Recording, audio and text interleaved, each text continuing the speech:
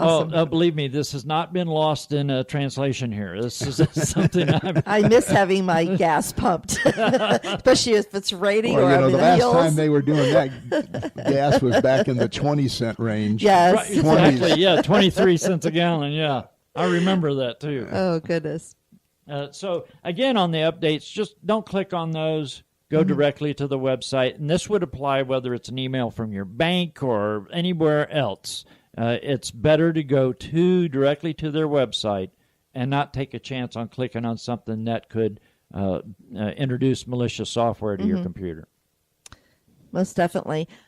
And as I said, probably have a few more there to add. I do have these listed on the So Social Radio Show page, and I will reshare those out today after the show, so you'll be able to download these. And it has a wonderful picture of Computer Rich right there, so that everyone can see it. Yeah, yes, and that was the other thing we were talking about, pumping gas. And I do know this because I opened offices all over New Jersey. In New Jersey, you can't pump your own gas.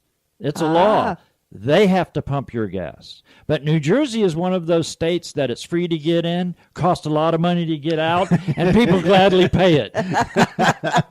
Oh, yes. We have our friend, he's actually our accountant that also is a public speaker, goes around and trains people and stuff. And he was telling me that New Jersey, New York area, driving through there is, to get from one side to the other, you better be prepared to drop about $50. I did the New Jersey Turnpike in a blizzard, and I'm from Florida, so that's an experience. So how they pumped your gas. So thanks for that tip there from our producer, Jeff Heiser. But the biggest tip I can give you, though, is to make sure you back up your data. Now, what I mean by that, because you hear this all the time, back up your data, back up your data. What does that really mean? Most people don't really know what that means, and most people don't back up their data because it's foreign to them. It's like it's in the cloud. Well, what's a cloud? None of us really know. But so what I suggest is back up your data. What I mean by that is go to Best Buy as an example, or whatever store you prefer, and buy an external hard drive. An external hard drive is nothing more than the same hard drive that's in your computer, but it's an enclosure that you can plug into your computer via a USB cable, and then you can take all your pictures, all your music, all your documents, and all your favorites and put them on that external hard drive or back them up. And in the event that something does happen, you haven't lost all of your data. There's a malware out there called encryptionware. And if you get hit with encryptionware, what it does is it encrypts all of your files. And your files are still there. You just can't access them. Then they hold them for ransom for, let's say, $750 to get the decryption key.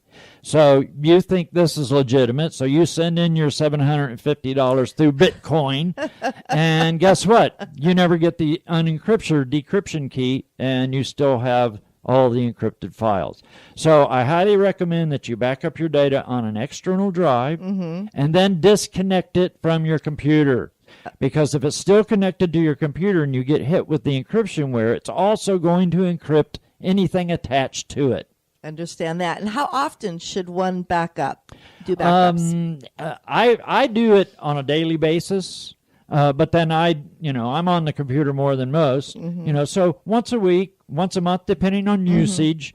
Whenever you feel that, you know what, I got these documents that I just made, and I really want to save this picture of Aunt Grudy, so make sure you put that on the backup if it's something that's important to you.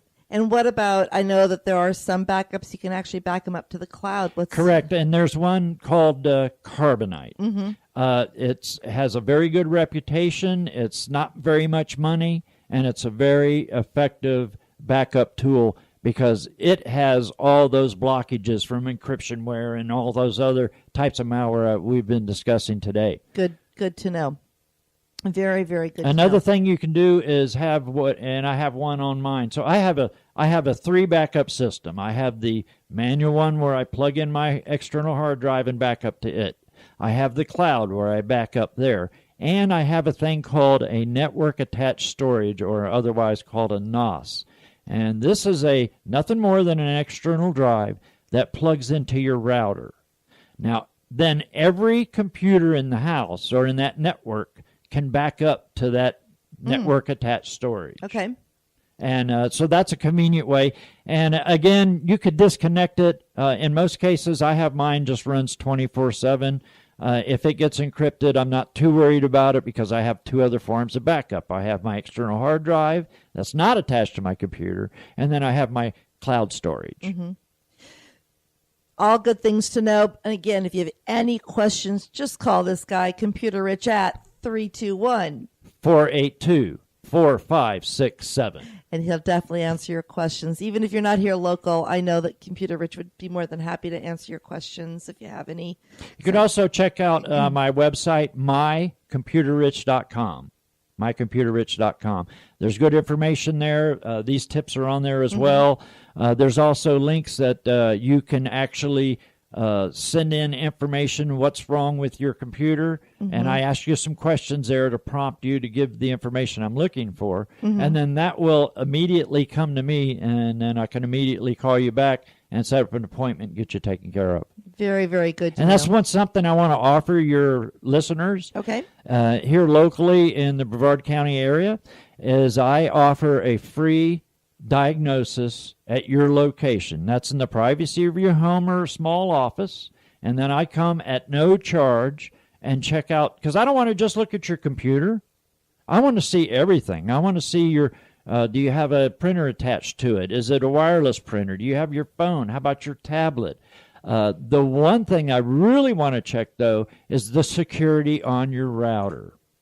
Because a lot of times the companies that install the routers don't change the default admin logins. So anybody in the business knows what those logins are, conceivably could sit outside your house in their car and change your settings, lock you out of your own network.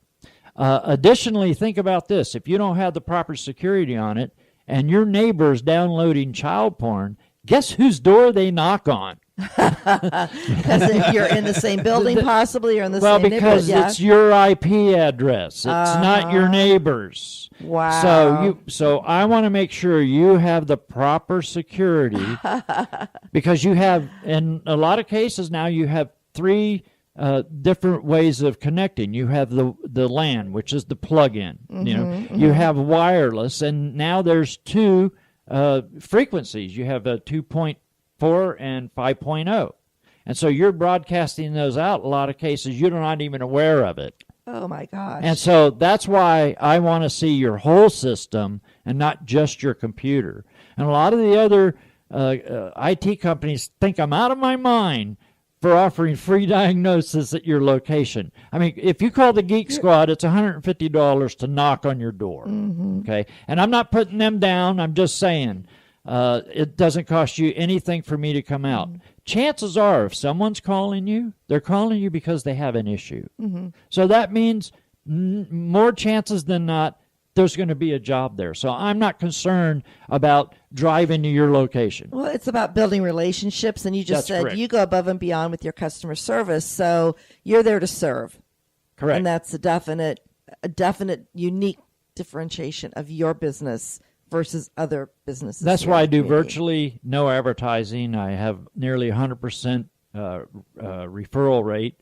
And when I do spend my advertising dollars, I do it in a venue such as this. A number of people for the least amount of That's money. right. Go into And podcasts. it's- You're going to be evergreen, and you wear awesome hats. Everyone knows that's his brand right there. The hats he wears. It has gotten to be that way because I've heard, when I forget it, hey, where's your hat? I'm like, oh, darn it, I forgot. So it's just being that uniqueness. During this holiday season, I want to bring up one thing here. We go out, buy some sort of computer-assisted games. How do we return those properly? Because a lot of those you mentioned earlier, you break the seal in the box. They're kind of saying That's correct. If it's a software that you've purchased and you've broken that seal, it's yours.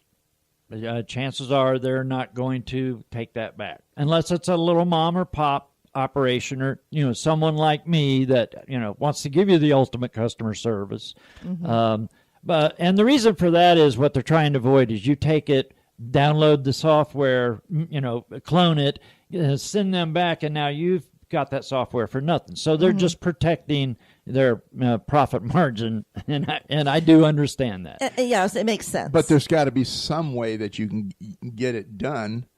If you have a serious problem, they just can't make that a blanket policy.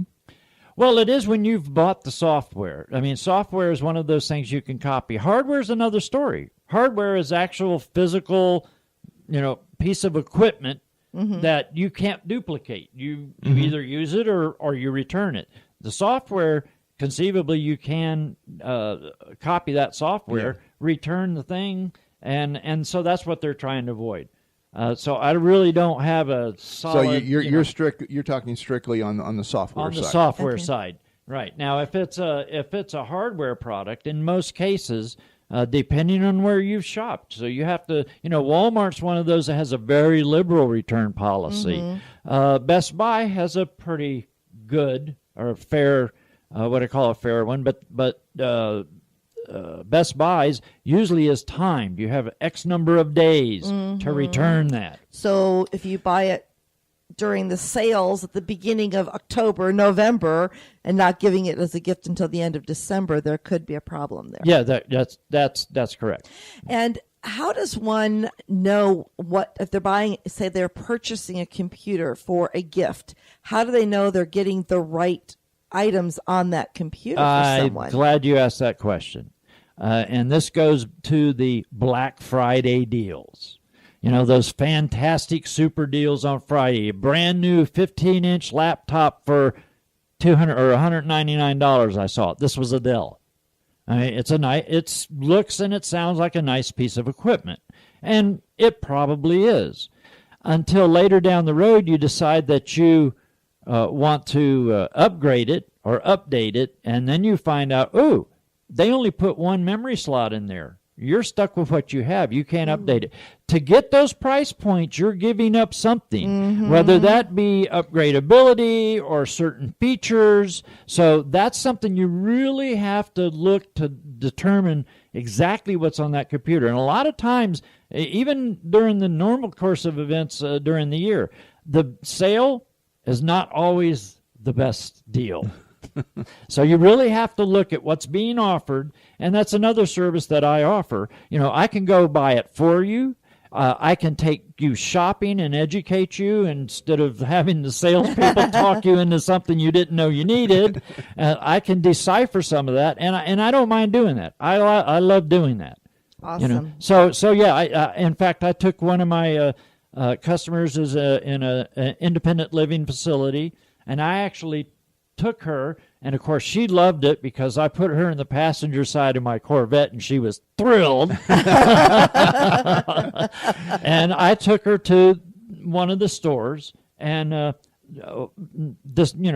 knew what she needed, so I pointed out a couple of things to her. I let her make the decision, but I give her the information so she could make an intelligent decision. We do have a question that came in from one of our listeners, and someone you do know, Charlie Mace. Hello, Charlie. Hello, Charlie. She wants to know, what steps do we need to take if we resell our old computer? That's really, really a good question. And if you're going to resell your computer, you can do it on Craigslist and any other number of venues. But again, what I suggest is that you take the hard drive out of it and sell it to them minus the hard drive. Okay. Or you can call Computer Rich at 321-482-4567, and I'll be glad to come out and help you make that transaction. There you go. Good. Great. Love it. On that, yeah, that's. You're good. You're a good marketer. So this is why he loves this format. You have to take advantage of what's presented for you. We could just sit back and let him take over our show. and I would do that gladly. There you go. You got a co-host when I'm not in town. There you go. That'd be a good. That would be a great show. So you talked about so many different things that we really need to be aware of. shopping online and how to make sure we're not